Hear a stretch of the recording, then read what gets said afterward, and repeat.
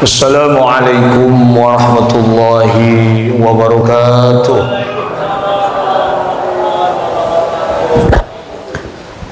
Alhamdulillah, alhamdulillahilladzi arsala rasulahu bil huda wa dinil haqq liyudhhirahu 'ala ad-dini kullih wa kafa billahi shahida.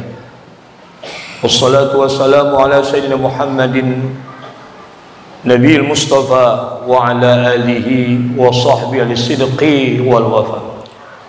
Wa qala ta'ala fil Qur'anil Karim, a'udzu billahi minasyaitonir rajim. Bismillahirrahmanirrahim. Laqad kana lakum fi Rasulillahi uswatun hasanah liman kana yarjullaha wal yawmal akhir wa dzakarallaha katsiran. Wa qala ta'ala fi ayatin ukhra, wa innaka la'ala khuluqin 'adzim. Sadaqallahul adzim wa sadaqan nabiyil karim walhamdulillahi rabbil alamin. Pertama dan yang utama, tidak ada ucapan yang paling indah di malam yang baik ini, di malam yang mulia ini, melainkan puji dan syukur kepada Allah Jalla Jalaluhu. Allah yang maha penyayang, kasih sayangnya tidak akan pernah terbilang. Allah yang maha pengasih, tidak pernah pilih kasih. Allah maha tahu tanpa diberitahu. Kesempurnaan hanya milik Allah subhanahu wa ta'ala. Kita bersyukur pada Allah Jalla Jalaluhu. Allah telah menciptakan kita menjadi makhluk yang paling mulia di antara miliaran makhluk Allah yang lainnya. Hal ini Allah tegaskan di surat Al-Isra, surat 17 ayat 70. A'udzubillahi minasyaitonirrajim. Bismillahirrahmanirrahim. Walaqad karramna bani Adam, dan sungguh kami telah memuliakan anak cucu Nabi Adam, ya kita manusia. Dan tentu kita bersyukur pada Allah sampai saat ini Allah limpahkan kita nikmat sehat walafiat, nikmat panjang umur, nikmat hidup dan kehidupan, baik nikmat yang terasa maupun tidak terasa. Contohnya kita mengedipkan mata. Kedipan mata tidak kurang dari 300 kali sehari semalam di luar tidur, yang tidak pernah kita sadari betapa nikmatnya mengedipkan mata itu. Baru terasa nikmat itu kalau kita sakit mata atau kena debu atau menghirup oksigen. Kemarin gelombang kedua COVID-19 varian Delta, orang kesulitan mencari tabung gas. Itu yang diharapkan kita, tapi ternyata betapa mahal tabung gas itu dan betapa susahnya. Tapi sekarang kita menghirup udara dengan nyaman, dengan enak sekali, menarik udara, mengeluarkan udara. Tidak kurang 990 kali lebih kita menghirup oksigen itu.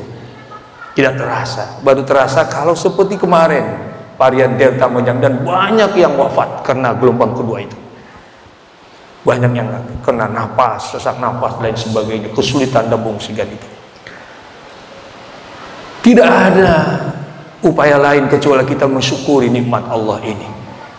Ya, khususnya nikmat hidayah tentunya, iman dan Islam. Allahumma ja'alna minasyakirin. Ya Allah, jadikan semua yang hadir di sini hamba-hamba Engkau yang bersyukur. Amin. Allahumma ja'alna minal muttaqin. Ya Allah, jadikan kami semua hamba Engkau yang bertakwa. Allahumma ja'alna minas sabirin. Jadikan kami semua hamba-hamba Engkau yang sabar untuk melakukan ibadah, puasa, tarawih, sabar.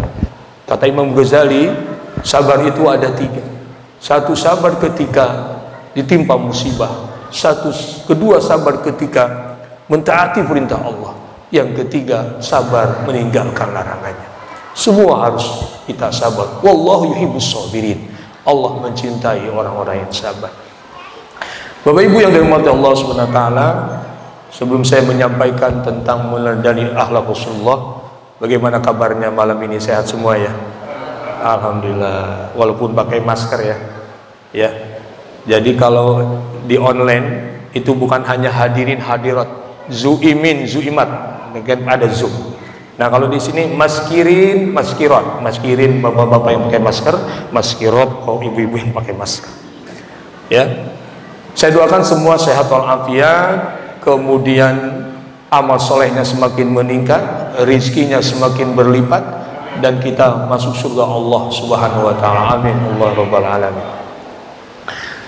Tidak ada seorang nabi pun ketika disebut namanya kemudian diikuti dengan pujian bersalawat kepadanya, kecuali Allah berikan rahmat kepadanya dan para malaikat mendoakannya supaya Allah SWT mengampuninya, kecuali Nabi kita, Nabi besar Muhammad Sallallahu Alaihi Wasallam. Nabi yang lain tidak. Nabi Adam alaihissalam tidak Allah berikan rahmat. Tapi Nabi kita satu-satunya Nabi yang ketika membaca salawat kepadanya, Allah juga ikut bersalawat. Kalau Allah memerintahkan kita puasa Ramadan, sholat 5 waktu, berzakat, Allah tidak ikut dalam perintah itu, dalam sholatnya, dalam puasanya, dalam zakatnya. Tapi ketika Allah menyuruh kita bersalawat kepada baginda Rasulullah SAW, Allah pun, bahkan para malaikat pun ikut bersalawat. Di surat 33 ayat 56 Allah berfirman, Bismillahirrahmanirrahim, surat Al-Ahzab, Innallaha wa malaikatahu shalluna 'alan nabi ya ayyuhalladzina amanu shallu 'alaihi wa sallimu taslima. Sesungguhnya Allah dan para malaikatnya bersalawat kepada Nabi Muhammad, dan wahai orang beriman maka berselawatlah kepadanya dan salam sejahtera untuknya. Apa maknanya salawat tadi? Di surat 33 juga ayat 42, 43 di situ dijelaskan bahwa ketika kita berselawat kepada Rasulullah, maka Allah merahmati orang yang berselawat itu. Dan malaikat berselawat kepada Rasulullah, artinya malaikat memohonkan ampun kepada Allah, mendoakan supaya orang yang berselawat itu diampuni oleh Allah Subhanahu wa taala. Maka tidak ada ucapan terima kasih kepada baginda Rasulullah kecuali kita berselawat. Allahumma shalli wa sallim wa barik ala Muhammad wa ala Muhammad. Setiap jamaah haji umroh ketika berziarah ke tanah suci atau di Mekah menyaksikan atau dekat dengan kelahiran Rasulullah, satu bangunan tempat Rasulullah lahir, kemudian ketika di Madinah makam Rasulullah, tidak ada satu jemaah pun yang tidak meneteskan air mata karena rindu dengan Rasulullah SAW, panutan, teladan, qudwah seluruh umat manusia.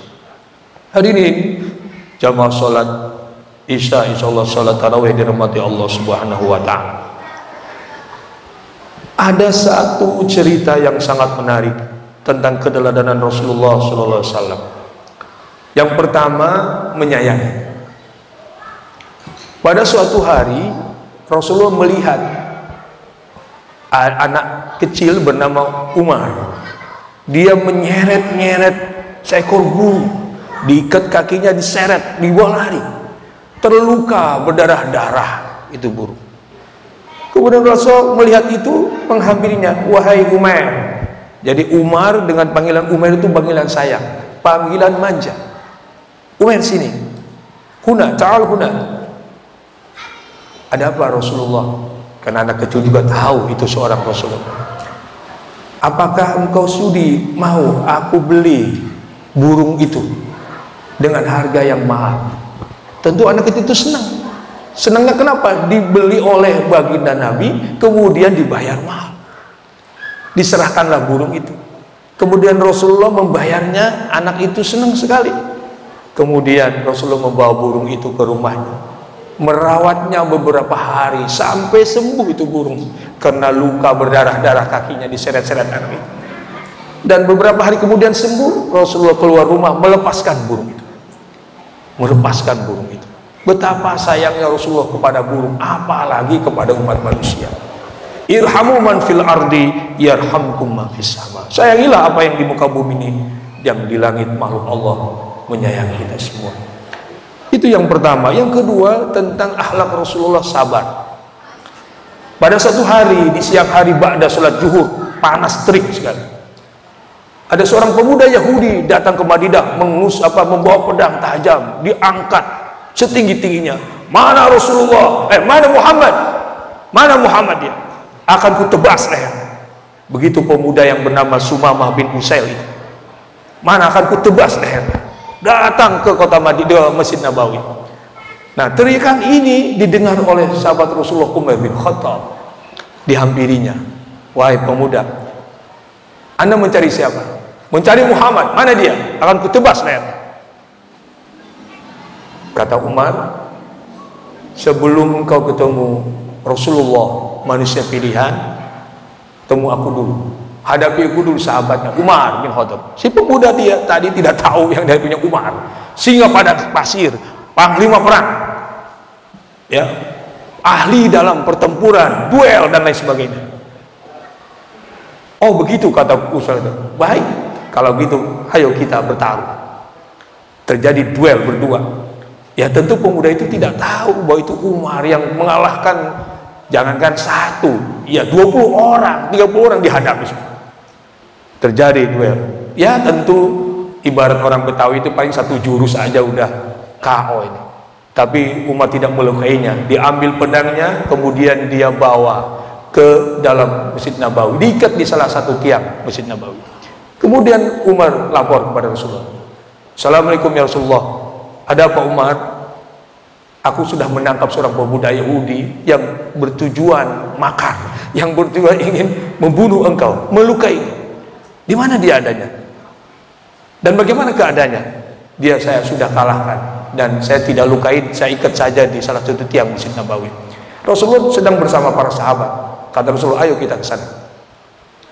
Ya, kemudian waktu itu Rasulullah sedang di luar masjid. Ketika menghampirinya, pemuda sedang tertunduk, lesu, lemas, karena pertarungan itu membuat dia lemas. Udah jalan jauh dari di luar kota Madinah, mungkin dalam keadaan haus atau lapar, tahu-tahu berantem dengan Umar. Kata Rasulullah, mana orangnya? Itu dia, tertunduk lesu. Rasulullah menyapanya. Siapa namanya?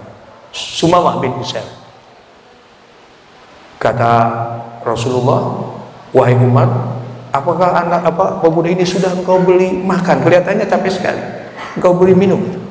Umar sesungguhnya menunggu bukan perintah itu. Apakah orang ini harus dihukum atau bagaimana? Malah ditanya udah makan apa, sudah belum? Gitu. Sempat ambil minum susu di rumah saya, kata Umar. Langsung pergi, kemudian dia mengambil ke rumah Rasulullah karena dekat dengan Nabawi, kemudian dikasih oleh Aisyah, lalu balik lagi dikasih minum itu pemuda. Wah, setelah minum tentu segar. Setelah itu kata Rasulullah, lepaskan dia Umar ikatannya. Dilepaskan ikatannya. Wahai Sumamah bin Usaid, bersaksilah bahwa tidak Tuhan selain Allah, dan bersaksilah bahwa Nabi Muhammad adalah Rasulullah utusan Allah. Apa jawaban Sumamah tadi? Wahai Muhammad, saya kesini bukan untuk bersyahadat memeluk Islam, saya itu untuk membunuhmu. Kebetulan saya dikalahkan oleh sahabatmu itu. Untuk membunuhmu, bukan masuk Islam. Rasulullah mengajak lagi, bersaksilah tiada Tuhan selain Allah. Islam menyelamatkan hidupmu dunia dan akhirat, membahagiakanmu, memuliakanmu dunia akhirat. Aku tidak mau, aku kesini bukan untuk masuk Islam. Bagaimana kalau Muslim, kalau nanti orang-orang tahu bahwa aku masuk Islam, padahal aku kesini untuk membunuhmu? Bagaimana nanti aku malu? Baik, kalau begitu silahkan kamu pergi. Rasulullah SAW pergi. Baru beberapa langkah dari hadapan Rasulullah, balik lagi itu Sumamah bin Usaid. Langsung dia tersungkur hadapan Rasulullah. Ya Rasulullah, ya Muhammad bin Abdullah, aku sekarang bersaksi tiada Tuhan selain Allah, dan engkau adalah Rasulullah. Rasulullah kaget. Kenapa baru sekarang? Kenapa tadi waktu diajak memeluk agama Islam bersyahadat kamu gak mau? Ya Rasulullah, saya tidak mau masuk Islam karena terpaksa atau di bawah tekanan atau malu. Saya masuk Islam karena kerelaan. Dan ternyata engkau adalah benar-benar utusan Allah. Tidak pernah engkau dendam, walaupun saya akan membunuhmu, tapi engkau berbaik kepadamu. Berbuat baik kepada orang yang berbuat buruk, berniat jahat padamu. Saksikanlah semuanya. Saya sekarang masuk Islam. Asyhadu an la ilaha illallah wa asyhadu anna Muhammadar Rasulullah. Itulah kesabaran Rasulullah Shallallahu Alaihi Wasallam. Kemudian yang ketiga, pemaaf. Rasulullah sangat pemaaf itu. Satu hari seorang istri pemuka Yahudi Madinah yang bernama Zainab binti Haris, istri dari Salam bin Miskan, seorang tokoh Yahudi. Dia sangat benci kepada Muhammad. Ini wanita cantik. Rasulullah diundang dengan sahabat yang bernama Bishr bin Barok. Dua orang Rasulullah ketemu menghadap ke rumahnya Salam bin Miskan, dan di situ rupanya istrinya yang bernama Zainab bin Haris binti Haris sudah menyiapkan hidangan yang sudah diracuni, dan sahabat Rasulullah memakan itu, ya. Bishr bin Barok memakan, dan gak lama kemudian meninggal itu karena sudah diracuni. Apa yang di sikap Rasulullah terhadap itu? Kemudian Rasulullah memanggil Zainab, kenapa engkau membunuh sahabat saya dan akan membunuh saya? Wahai Muhammad, saya ingin membuktikan kalau engkau nabi, engkau tidak akan mati, karena Tuhanmu pasti akan memberitahukannya. Atau daging yang engkau makan ngomong sendiri. Tapi ternyata engkau tidak mati, karena ketika engkau akan melahapnya nggak jadi, karena Tuhanmu memberitahukan bahwa itu ada racun. Sedangkan sahabatmu ya itu meninggal, bahwa bukti bahwa engkau seorang nabi. Oleh karena itu saya bersaksi tidak Tuhan selain Allah, dan engkau Muhammad adalah Rasulullah. Dan bukti itu Tuhan memberitahukan yang orang tidak tahu bahwa dimakan itu ada racunnya. Rasulullah memaafkan kesalahan itu. Dan banyak sekali manusia-manusia yang benci kepada Rasulullah akhirnya masuk Islam karena akhlaknya Rasulullah sallallahu alaihi wasallam. Allahumma shalli wa sallim wa barik ala Muhammad dan Muhammad. Hadirin Bapak Ibu yang dirahmati Allah Subhanahu wa taala. Dalam Quran Allah tidak pernah memuji bagusnya Nabi Muhammad sholat, bagusnya bacaan Nabi Muhammad, atau gemarnya Nabi Muhammad bersedekah. Apa yang dipuji Rasulullah? Karena akhlaknya. Wa innaka la'ala khulqin adzim. Pujian Rasulullah luar biasa. Pujian Nabi Muhammad kepada Rasulullah di surat 68 ayat 4, wa innaka la'ala khulqin adzim. Dan sungguh ada pada diri engkau Rasulullah akhlak yang baik. Mudah-mudahan kita bisa mencontohnya dan kita menjadi pribadi-pribadi yang dijadikan Allah insan-insan yang berakhlak mulia, berakhlak yang terpuji. Karena dalam rukun agama kita ada rukun iman, rukun Islam, dan ihsan. Ihsan itulah yang melahirkan kita, yang membuat kita memiliki pribadi berakhlak yang terpuji, akhlakul karimah. Demikian, terima kasih. Ikan sepat, ikan gabus lebih cepat, lebih bagus. Ya, burung iriang, burung cendawasih. Cukup sekian dan terima kasih. Kalau ada jarum yang patah, jangan disimpan dalam peti, susah nyarinya. Kalau ada kata yang salah, jangan disimpan dari hati. Kesalahan hanya milik saya yang doib. Kebenaran milik Allah SWT. Al-haqqu min rabbika fala takunanna minal mumtarin. Kebenaran dari Allah, jangan ragu tentang kebenaran Allah itu. Artinya Al-Quranul Karim. Anak itik mandi di sawah, makan cacing di atas batu. Wabillahi taufiq wal hidayah. Wassalamualaikum warahmatullahi wabarakatuh.